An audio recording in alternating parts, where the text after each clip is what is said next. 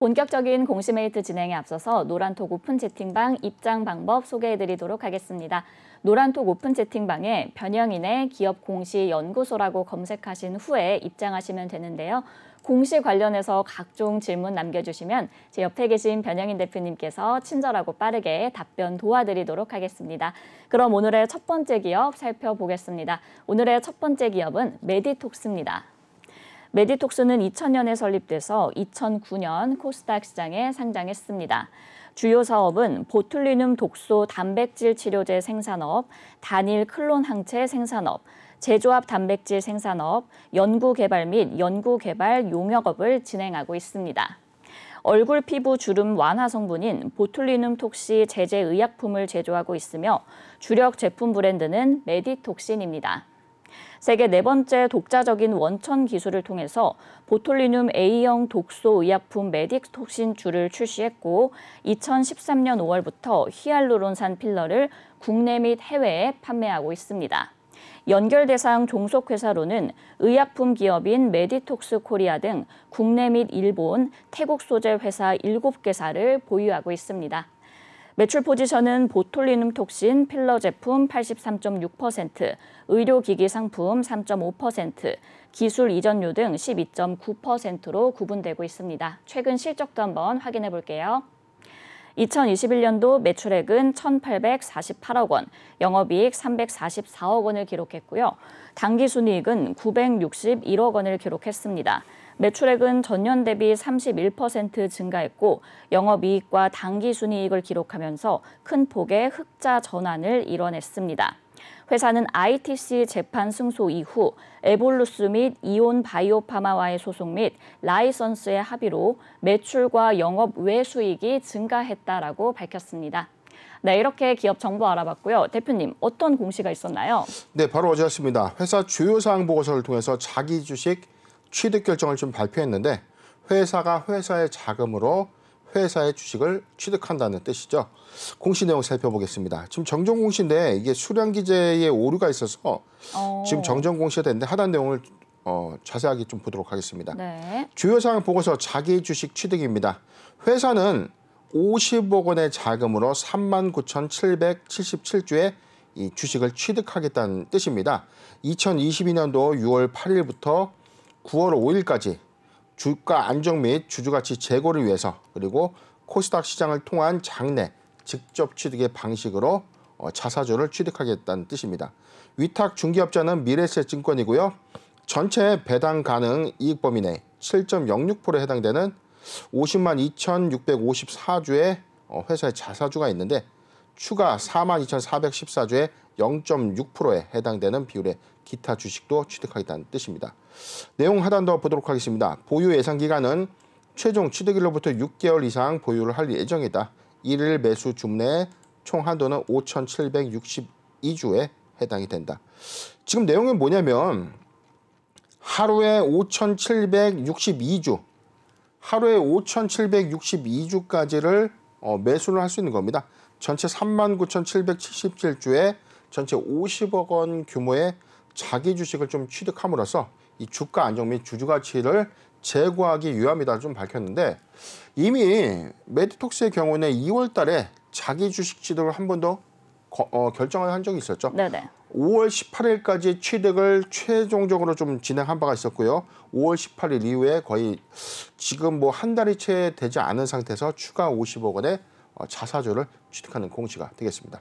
네, 이렇게 메디톡스가 자사주 취득을 통해서 주가 부양을 꾀하는 모습입니다. 사실 좀 그동안 주가가 많이 떨어진 상태였거든요. 대표님, 그럼 주가 회복이 좀 가능할까요? 우선 자기 주식 취득의 어떤 규모가 전체 시총의 뭐 지금 50억 원, 지금 메디톡스의 경우에 전체 시가총액이 한 8천억 원 정도 되거든요. 네네. 지금 50억 원을 하루에 사는 것도 아니고 지금 9월 5일 한 3개월 텀으로 해서 50억 원의 자기 주식을 좀 취득하는 것이 사실상 뭐 주가에 큰 영향은 없겠죠. 없지만 이 부분이 긍정적인 요인으로 작용될 수 있는 부분은 주가가 오히려 좀 급락했을 때 회사가 그래도 방어적인 어떤 이 스탠스, 즉 장내 주식 취득을 통해서 오히려 주가를 좀 더 부양할 수 있는 어떤 효력은 좀 있기 때문에 자 이런 어떤 기대감들을 좀 부각시킬 수 있다는 점이죠. 자기 주식 취득으로 인해서 주가의 어떤 이 추세 극단적인 어떤 하락 부분을 좀 막을 수 있는 그런 어떤 상태고 지금 이게 일회성이 아니라 2월 달에 50억 원 그리고 다시금 6월 8일부터 50억 원의 추가 자사주 규모를 좀 늘려간다는 것은 점진적인 어떤 회사의 어떤 주가 방어의 의지로 해석이 됩니다. 네, 이렇게 주가에 큰 영향은 없겠지만 만약 주가가 좀 크게 떨어졌을 때에는 회사의 방어적인 효력으로 작용을 할 것이다라고 정리를 해주셨습니다. 그럼 이어서 소송 이야기도 한번 해볼게요. 보톨리늄 군주 도용과 관련해서 휴젤과 현재 소송전을 벌이고 있는데 현재 좀 이 진행 상황에 대해서 설명 부탁드릴게요. 네, 저희가 휴젤의 경우에는 기타 투자 판단 사항으로서의 어떤 이 내용들을 좀 한번 다뤄드렸었는데 네네. 지금 메디톡스의 이 기타 투자 판단 관련된 이 공시 사항들은 좀 없거든요. 내용이 뭐냐면 휴젤과 메디톡스 간의 이 특허 소송이 다시금 재점화가 된 거죠. 이전에는 대웅제약과의 어떤 나보타 관련된 이 톡신 제재에 어떤 공방들이 좀 있었고 결국에 합의로 좀 마무리가 좀 되면서 1달러가 좀 됐지만 지금 2라운드 양상이 된 겁니다. 그렇죠. 지금 이 톡신 시장의 강자 1위의 시장 점유율을 기록하고 있는 휴젤과 과거의 1위 타이틀을 거머쥐었던 메디톡스가 다시금 이 미국 시장에서의 어떤 이 소송 공방, 이 특허의 어떤 침해 여부에 대한 어떤 공방전들이 좀 가시화가 좀 될 것인데 이 서로의 어떤 입장 차이가 좀 이 언론을 통해서 밝혀진 바에 따르면 뭐 많이 크죠. 그렇죠. 지금 균주 도용이 있었다. 지금 균주 도용이 있었다라는 어떤 내용으로 사실상 미국에서의 어떤 ITC의 어떤 소송에서 좀 재미를 봤던 메디톡스의 입장에서는 동일한 어떤 균주의 어떤 기술 특허를 휴젤이 좀 침해했다라고 좀 주장을 하고 있고요. 휴젤 측에서는 지금 이 메디톡스가 좀 억지를 좀 부리고 있다. 관련된 어떤 내용들이 좀 사실이 아닌데 시장을 오인하고 있고 혼란스럽게 좀 만들고 있기 때문에 적극적으로 좀 대응하겠다라고 전망들이 좀 나오고 있었습니다. 최근에 나온 내용들이 전체적인 어떤 이 마무리가 16개월 정도, 1년 이상이 좀 소요가 좀 될 것이다라는 전망들이 좀 나왔지만 최근 발표를 보니까 7월 1일 정도의 어떤 결론이 1차적인 어떤 결론들이 좀 도출될 것이다라는 어떤 전망들이 좀 나오고 있습니다.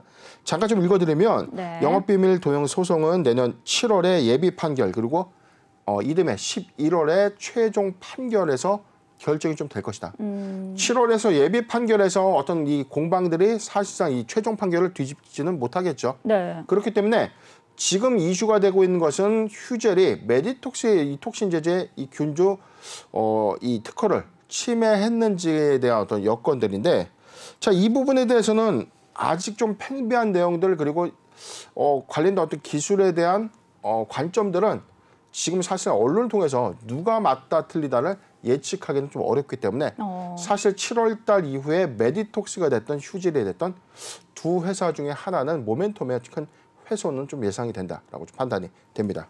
네, 이렇게 메디톡스와 휴젤의 입장을 각각 정리를 해주셨는데 일단 7월 이후에 좀 상황까지 지켜봐야 될 것 같습니다. 대표님께서 이제 방금 언급하셨던 것처럼 이전 대웅제약과의 소송전에서는 결국 합의에 성공을 해서 소강 상태를 보였잖아요. 그렇다면 휴젤과 합의 가능성에 대해서는 혹시 어떻게 보실까요? 이게 사실상 ITC 제소 이후에 만약에 메디톡스가 사실상 이 균주 도용이 휴젤이 있었다고 만약에 인정을 해준다면 즉 이 대웅제약의 사례와 동일한 사실상 이 승기를 좀 잡게 된다면 메디톡스의 어떤 입장에서는 최대 호재로 좀 작용될 수 있는 요인이 맞고요. 그런데 사실 저는 이게 시작 전부터 좀 약간 억측은 좀 있지 않겠는가 좀 예상을 좀 했었죠. 저희가 공시메이트 시간에서 휴젤 분석을 좀 했을 때는 사실상 지금 현재 시장 점유율 1위가 휴젤이죠. 그렇죠. 그렇기 때문에 메디톡스의 입장에서는 다시금 시장 점유율 1위를 탈환하기 위해서 많은 노력을 할 수밖에 없기 때문에 지금 이 균주 도용 관련된 이 소송을 통해서 이 공방을 통해서도 사실상 승기를 좀 잡고자 하는 어떤 의도가 아니었나 해석은 좀 되지만 종국적으로 만약에 메디톡스가 관련된 어떤 균주 소송에 대해서 승기를 잡는다면 시장의 판도가 좀 재편되지 않을까.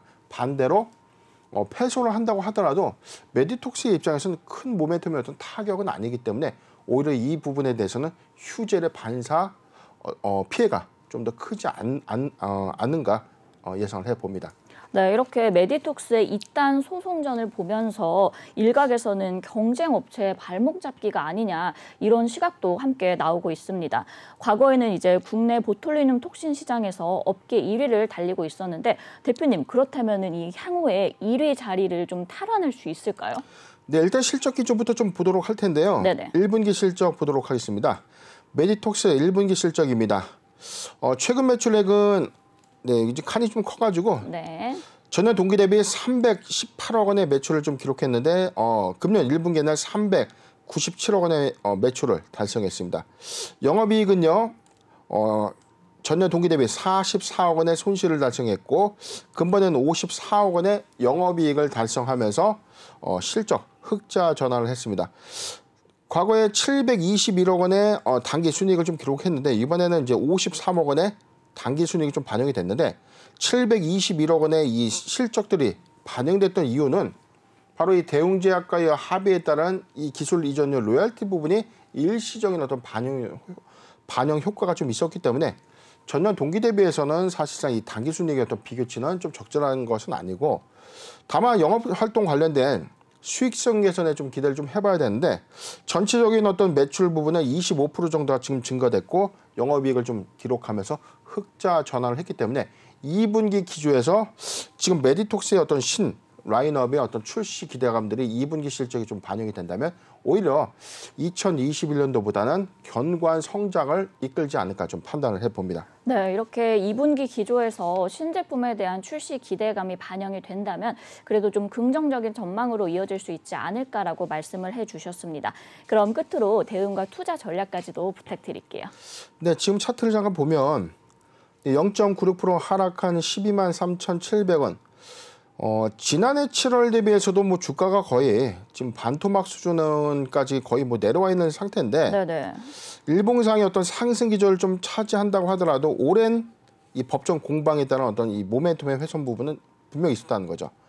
지금은 사실상 과거의 시장 점유율 1위를 기록했던 메디톡스의 어떤 기술력에는 변명의 의지가 없다라고 제가 누누이 좀 말씀을 좀 드려왔기 때문에 지금 톡신 시장의 어떤 3강 구도는 지속될 것이라는 관점 그리고 메디톡스와 휴젤의 어떤 점유율 관점에서는 오히려 메디톡스가 2분기부터 실적 산입이 예상되는 코어톡스의 어떤 신제품 라인업의 출시 기대감들이 좀 반영된다면 그래도 메디톡스의 어떤 상승 여력은 휴젤에 대비해서는 좀 더 크지 않겠는가 좀 판단을 해보고요.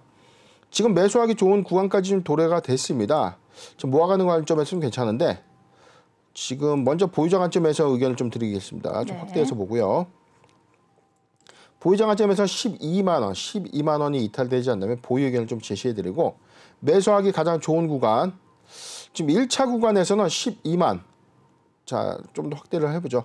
12만 원에서 12만 5천 원 12만 원에서 12만 5천 원 구간은 포트 비중 5%의 분할 매수 의견을 좀 제시해드리고 12만 원이 이탈된다면 지금 10만 원에서 12만 원 구간, 10만 원에서 12만 원 구간은 적극적으로 좀 모아가도 괜찮은 구간, 추가 포트 비중 5%의 분할 매수 의견을 좀 제시해드리면서 1분기 실적 기대감 이후에 2분기에 보다 완연한 성장 기조의 어떤 반영 여부가 추세 전환의 모멘텀이 좀 된다는 점도 잘 참고하셨으면 좋겠습니다.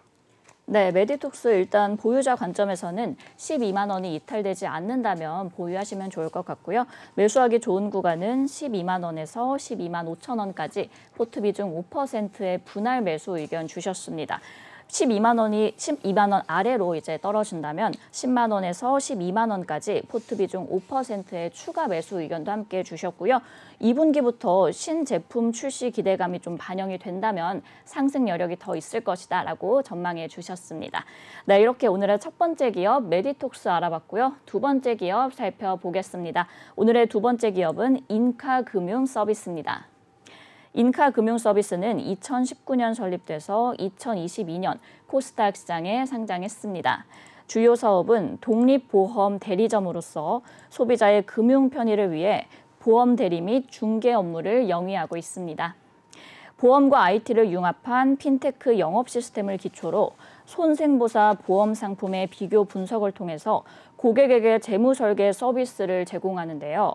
국내 최초 모바일 가격 시스템, 실시간 자동차 사고 자동 정보 시스템, 긴급 군안 서비스, TRM 시스템, 은퇴 설계 시스템 등을 개발했고 보험업계 최초로 벤처기업 인증을 취득한 바 있습니다.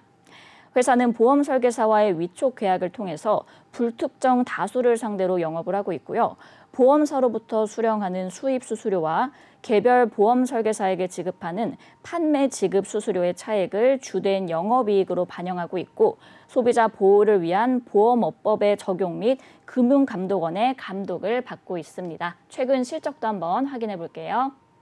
2021년 연결기준 매출액은 3,146억 원, 영업이익 211억 원, 당기순이익은 163억 원을 기록했습니다. 매출액은 전년 대비 130억 원 증가했고 영업이익은 75억 원 증가했으며 당기순이익은 51억 원 증가했습니다. 네, 이렇게 기업 정보 알아봤고요. 대표님, 어떤 공시 확인해 볼까요? 네, 바로 어제였습니다. 회사 주요 사항 보고서 무상증자 결정을 발표했는데 공시 내용 살펴보겠습니다. 무상증자 결정입니다. 이 대표적인 주주 환원 정책의 일환이죠. 무상의 신주를 기존의 주주들에게 좀 나눠줌으로써 수익성을 좀 제고한다는 어떤 취지인데 내용 살펴보겠습니다. 신주의 종류와 수는 513만 7,980주입니다. 증자 전 발행 주식 총수가 513만 7,980주, 즉 1대1 비율이죠. 한 주당 한 주를 교부하는 겁니다. 내용 보도록 하겠습니다. 신주의 배당 기산일 1월 1일이고요. 배정 기준일은 6월 23일, 즉 6월 23일까지 주식을 보유하면 무상 신주를 받을 수 있는 건 아니죠. 네네. 자, 이제는 뭐 우리 시청자님들 이제 뭐 워낙 많이 말씀드렸기 때문에 잘 아실 겁니다. 항상 이 배정 기준일에 이 영업일 전에 매수를 해야만 무상의 신주를 받을 수 있는 겁니다. 그렇죠. 지금 6월 23일에 이 영업일 전에 신주를 매수해야 됩니다. 6월 23일 날 매수하면 안 되는 겁니다. 6월 23일 이 영업일 이전에 신주를 매수해야만 무상의 신주를 받을 수 있는 것입니다. 상장 예정일은 2022년도 7월 13일입니다. 마찬가지로 이 영업일 전에 권리공매도를 통해서 신주를 유통할 수 있는 것입니다. 하단 내용 보도록 하겠습니다. 보통 주식 513만 7,980주의 1대1. 회사에 자기 주식이 없기 때문에 한 주당 한 주를 교부해 줌으로써 무상 증자 이후의 전체 주식은요. 1,027만 5,960주가 좀 되는 것입니다. 배정일 기준의 신주를 배정할 예정이다라고 좀 밝혔고 회사는 이 신주의 재원으로 주식 발행 초과금 25억 6,899만 원을 사용하겠다라는 어떤 공시가 되겠습니다. 네, 이렇게 인카금융서비스 올해 2월에 코스닥 시장에 상장을 했는데요. 상장한 지 반년도 지나지 않아서 100% 무상 증자를 결정했습니다. 대표님, 이 무상 증자를 결정하게 된 이유가 뭘까요? 사실상 이게 무상 증자를 좀 결정했던 이유가 뭐 어떤 뭐 주가를 좀 부양하기 위함이다, 뭐 다른 의도가 있다 이런 것보다는 사실상 이 추가적인 어떤 추세 전환 또는 성장의 모멘텀 기반을 좀 확보하기 위해서 이 주주가치 제고의 어떤 결정이라고 보시면 됩니다. 그런데 항상 강조드렸던 이게 무상증자가 오인 해석되는 경우들이 좀 많죠. 네. 무상증자라면 주주들에게 좋은 거다라고 우리가 인식을 하고 있지만 가장 좋은 것은 최대 주주죠. 최대 주주 역시 1대1 비율의 주식을 가져갈 수밖에 없기 때문에 이것은 주주를 위한 것은 맞지만 결국엔 대주주의 이익에도 부합되는 것이 아닌가 좀 예상을 해봅니다. 무상증자 결정에 따라서 사실상 1대1 교부 방식의 무상 신주를 주지만 항상 무상증자가 이득을 주는 것은 아니죠. 그렇기 때문에 옥석가리기 관점에서는 최근에 노터스의 사례처럼 권리락가 이후에 시세가 좀 5거래일 연속 급등하고 있는 어떤 흐름들. 자, 이런 경우에는 소위 좀 대박이는 않은 거지만 반대 경우에서는 오히려 권리락가 이후에 조정 행보를 통해서 무상의 신주가 유통된 시점에 오히려 손실을 초래했던 어떤 종목들 좀 많기 때문에 회사의 중장기 모멘텀 그리고 성장 모멘텀을 다각도로 좀 검토해 볼 필요가 있고 사실상 무상의 신주는 보유자 관점의 어떤 영역이 아닌가. 주가가 급등하고 난 이후에 매수하는 것보다는 저점에서 매수하고 있던 어떤 이 주주의 입장에서 무상의 신주 효과가 손실 금액을 만회하거나 이익으로 좀 차지할 수 있는 어떤 환원 정책으로 작용될 수 있다는 점도 참고하셨으면 좋겠습니다. 네, 무상증자가 이제 마냥 좋은 것만은 아니기 때문에 옥석 가리기가 좀 필요해 보이는 상황인 것 같습니다. 사실 이 인카 금융 서비스가 상장 당시에는 공모가를 하회하면서 흥행에 좀 실패한 모습이었거든요. 영업 조직의 규모가 그런데 점차 확대되고 있는 모습을 보여주고 있습니다. 우량 설계사의 유입이 좀 지속되고 있다고 하더라고요. 이 부분에 대한 설명 그렇죠. 부탁드릴게요. 네, 지금 1분기 실적 기조도 지금 나쁘진 않았습니다. 오히려 좀 증가치를 좀 가져갔는데 네네. 지난 전년 동기 매출 1분기 매출액은요 770억을 좀 기록했고 금번 1분기 매출액은 899억을 좀 기록했습니다. 전체 16.7%가 좀 증가됐고요. 영업이익은 45억을 좀 달성하면서 전년 동기 대비해서는 26.4%가 증가했습니다. 당기순이익은 33억을 기록하면서 역시 25.9%가 좀 증가되면서 전년 동기 대비 1분기 실적의 성장세를 좀 이어가고 있는데 사실상 이 공모 이후에 주가가 좀 하락했던 이유 중에 하나가 네네. 이 회사의 어떤 이 업종과 좀 연결될 수가 있을 것 같아요. 지금 다소 좀 생소한 업종이 시장이 좀 상장을 했는데 이 코스닥 시장의 어떤 상장 최초로 이 보험 GA 사업 네. 영업 조직을 담당하는 이 주사업을 영위하는 회사가 코스닥 시장에 상장됐던 좀 이례적인 어떤 상장이었기 때문에 관련해서 사실은 IR의 어떤 부재보다는 이게 좀 이 투자자 관점에서 2차 전지라든가 미래의 어떤 고부가치 사업이라고 예상할 수 있는 어떤 사업 업종과는 좀 약간 거리가 멀죠. 금융업도 아니고 보험업도 아니지만 일종의 영업 수수료를 주 수익원으로 이제 영위하는 회사거든요. 네네. 그렇기 때문에 전반적인 보험업법에 적용을 받고 있는 회사지만 또 큰 틀에서는 또 금융회사가 또 아니기 때문에 이러한 부분들이 어떤 투자자들의 어떤 IR 혼선이 좀 있지 않았나.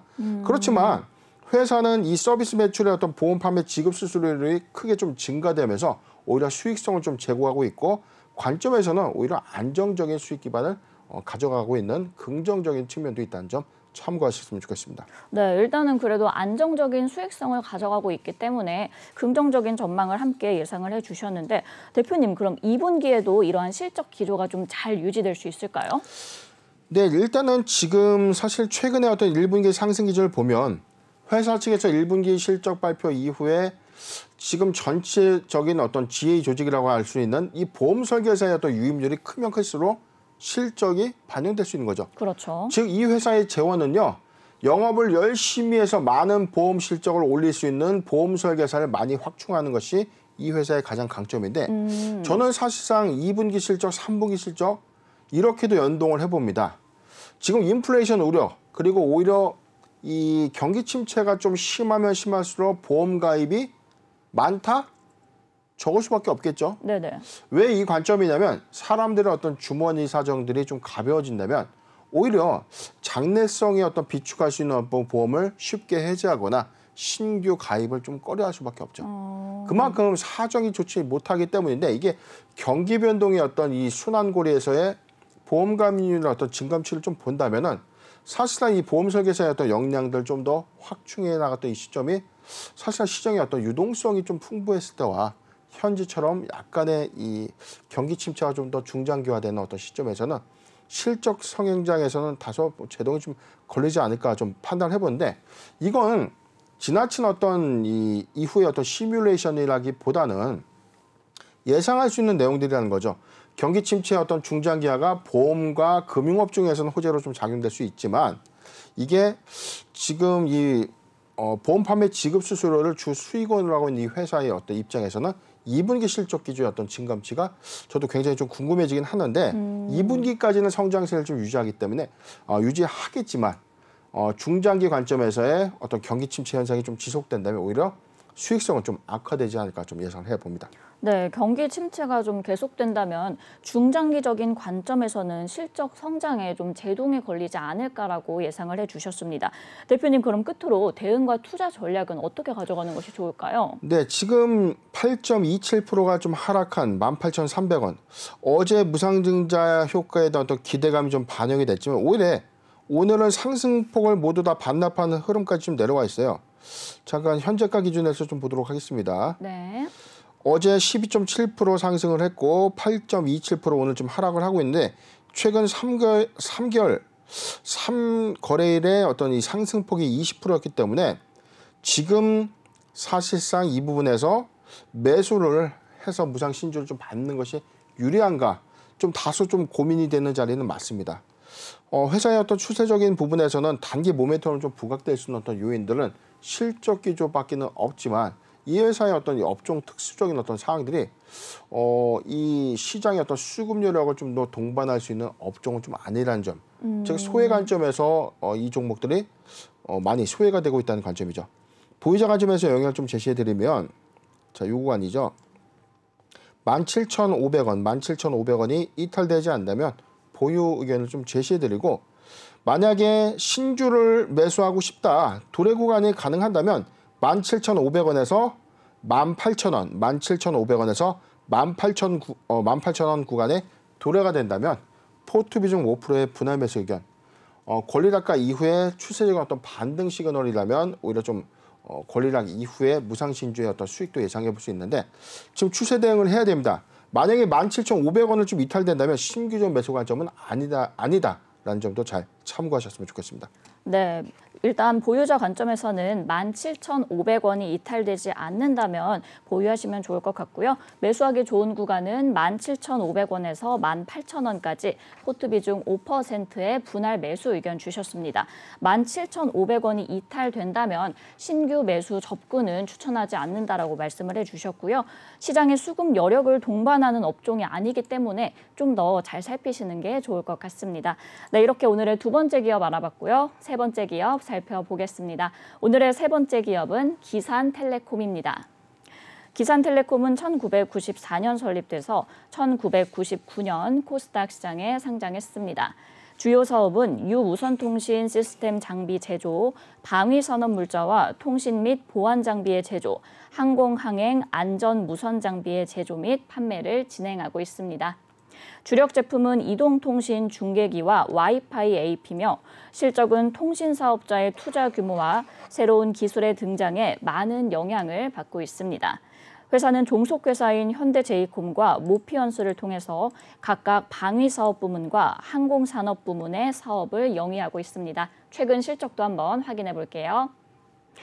최근 연간 실적 2021년 연결 기준 매출액은 618억 원, 영업 손실 9억 9천만 원, 당기 순손실은 6억 7천만 원을 기록했습니다.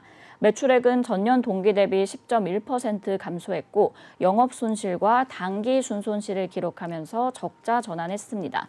회사는 매출액 감소와 반도체 수급 이슈로 인한 원가 상승으로 적자를 기록했다라고 밝혔습니다. 네, 이렇게 기업 정보 알아봤고요. 대표님, 어떤 공시 확인해 볼까요? 네, 바로 오셨습니다. 회사 기타 시장 안내 실질심사 대상 여부 결정을 위한 조사 기간의 연장 안내라는 공시가 있었는데 이 공시를 보려면 좀 히스토리부터 보도록 하겠습니다. 네. 5월 16일 공시 보도록 하겠습니다. 기타 시장 안내입니다. 기산텔레콤 상장 적격성 실질심사 사유의 사유 발생. 동사의 2022년도 5월 16일 분기보고서 제출 공시에서 회사는 최근 분기 매출액이 3억 원 미만임이 확인되었습니다. 이는 코스닥 시장의 상장 규정에 의해서 주된 영업이 정지된 경우로 상장 적격성 실질심사 사유가 발생하였음을 안내드린다라고 좀 발표가 됐었고요. 이에 대해서 이 기타 시장 안내 5월 18일자에서는 이 대상 결정의 기한 안내가 좀 있었어요. 거래소는 5월 16일 발생한 회사의 상장 적격성 실질심사 사유의 대상 여부를 결정할 것이다. 언제? 2022년 6월 8일까지. 2022년도 6월 8일 바로 어제까지 상장 적격성 실질심사 대상에 포함이 될 것인지 안 될 것인지에 대한 대상 여부를 결정하겠다라고 좀 밝혔는데 바로 어제 공시 이어서 보겠습니다. 기산텔레콤 실질심사 대상 여부 결정을 위한 조사 기간을 연장해서 안내를 한 겁니다. 거래소는 코스닥 시장 상장 규정에 의해서 상장 적격성 실질심사 대상에 해당하는지 여부를 현재 심사 중에 있는데 실질심사 대상 여부 결정을 위해서 추가 조사의 필요성 등을 감안해서 동 규정에 따라 2022년도 6월 8일을 15일, 영업일 기준의 15일을 연장한다.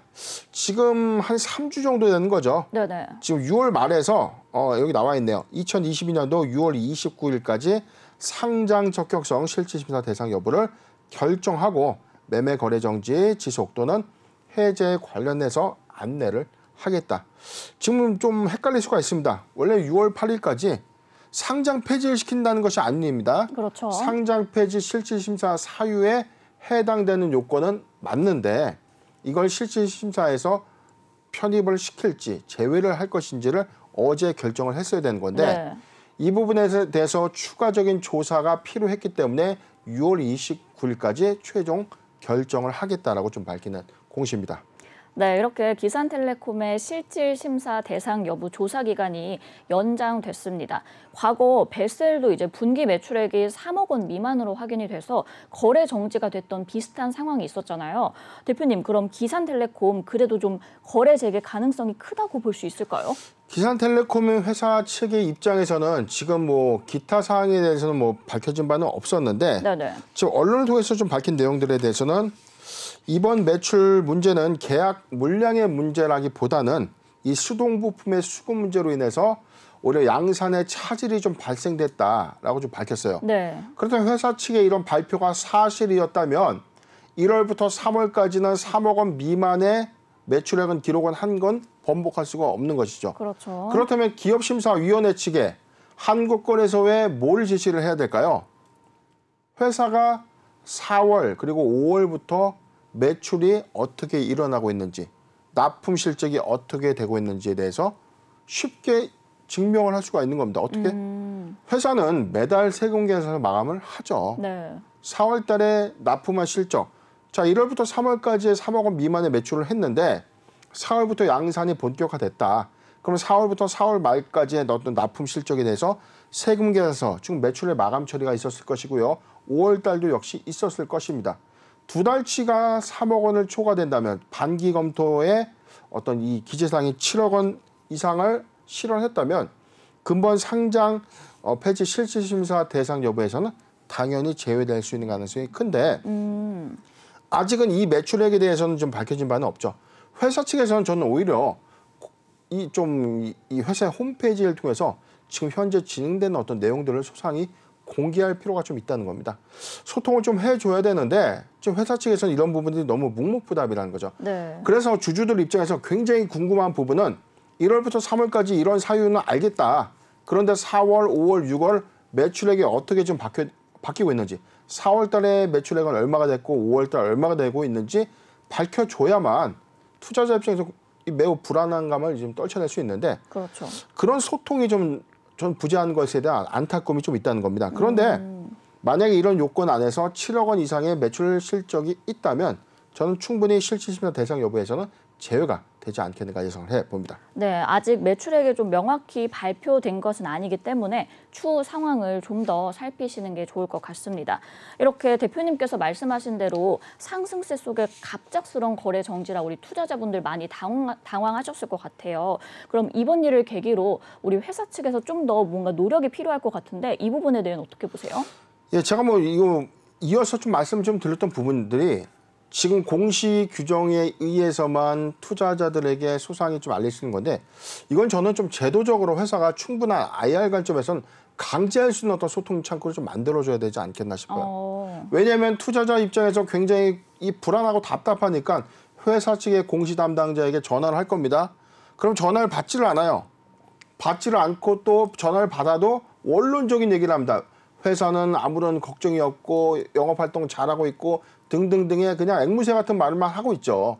굉장히 좀 답답하기 때문에 그냥 회사의 홈페이지 안에서 지금 4월달 매출 실적 얼마다. 지금 4월달에도 지금 미달 실적은 있었지만 양산 차질 없이 있다. 적극적으로 좀 대응을 해줘야죠. 자, 이런 부분들이 자꾸 미진하다 보니까 불안감이 커질 수밖에 없는 것입니다. 회사는 현재 부품 문제가 상당 부분 해소돼 생산이 진행되고 있으므로 매출이 곧 회복될 것으로 예상한다. 이게 언제적 기사입니까? 자, 이 부분에 대해서는 회사가 지금이라도 홈페이지에 좀 게시를 좀 해서 주주와 이 소통을 좀 더 확대하는 그런 이 여력이 좀 필요하지 않나 예상을 해봅니다. 네, 역시나 이 회사 측의 적극적인 대처가 좀 필요해 보이는 상황인 것 같습니다.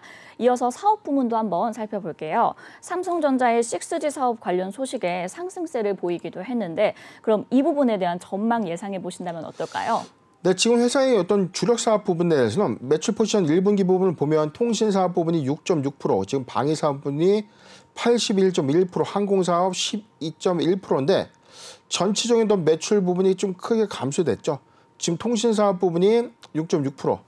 전체적인 이 5G 관련주라고 이야기할 수 있는, 즉 6G까지 가서 이 통신 관련주로 엮여져 있기 때문에 테마구는 5G와 UAM 관련주로 좀 편입이 되어 있죠. 최근 주가의 상승을 이끌었던 부분들은 UAM 관련주였습니다.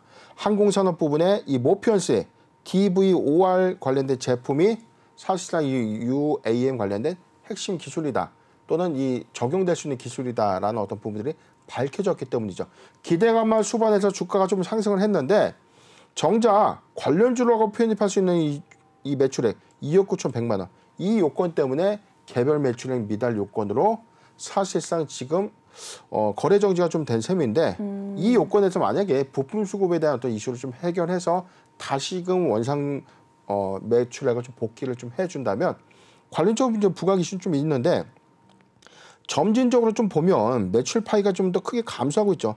2019년도와 2020년도와 2021년도 연간 실적을 보면 오히려 통신사업 부분의 매출액은 2020년도 272억에서 2021년도 182억 원으로 감소가 되고 있다는 거죠. 오히려 이 관련주, 통신 관련주로서의 어떤 이 기대감을 부각시키에는 매출이 다소 좀 감소하고 있다는 점. 그리고 오히려 이번 1분기에는 매출액이 좀 더 크게 급감을 했기 때문에 1분기 생산 요건에 대한 어떤 부분이 많이 빠졌기 때문에 저는 2022년도 전체적인 어떤 통신 산업의 어떤 이 매출 감소폭은 좀 크지 않겠는가 예상을 해 봅니다. 네, 점진적으로 매출액이 좀 감소하는 상황이기 때문에 이 부분까지 좀 잘 살피시는 게 좋을 것 같습니다. 대표님, 그럼 끝으로 보유자분들을 위해서 한 말씀 부탁드릴게요. 네, 일단 회사분의 소통 부분에 많은 아쉬움들이 좀 있습니다. 현재 부품 문제에 상당한 어떤 수급이 좀 해소가 됐기 때문에 전체적인 생산이 좀 진행되고 있다는 뜻은 매출이 있다는 것이죠. 4월달 그리고 5월달에 매출 마감 부분 7억 원을 초과를 좀 달성했다면 근본 실질심사 대상에서 좀 제외될 가능성이 크다. 만약에 6월 29일 이전까지 7억 원 미만의 매출액을 기록했다면, 즉 매출 회복을 하지 못했다면 상장 폐지 실질심사 대상에 편입될 수 있다는 점도 잘 참고하셨으면 좋겠습니다.